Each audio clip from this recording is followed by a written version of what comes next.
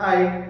Alam niyo, nakakatuwa kasi nag-email sa akin yung trustee ko, yung Houston, regarding sa consumer proposal program ko. Kasi 2023 kasi self-employed ako sa cleaning ko at saka sa DoorDash ko. And then 2024 din, self-employed din ako. So, malaki yung nababayaran ko ng tax sa government, or we call it CRA.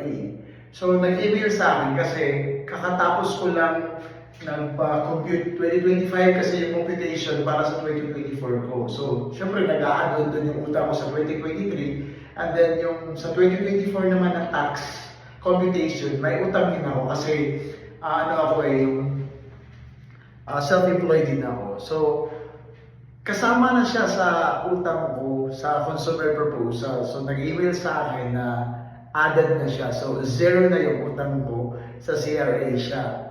So, kumbaga, nagbabayad ako ng $100 for 6 years or 5 years rather, 16 months lahat yun. So, kasama na dun. So, pag matapos ko yung utang ko, wala na akong utang sa mga credit cards ko lahat. And then, sa CRA ko, kasama na din dun sa 2024. So, bagong utang ko na naman ngayong 2025. Pero, I feel maliit na kasi full-time payment na ako, nagta-tax na ako, plus part-time ko na yung DoorDash. So, ganun.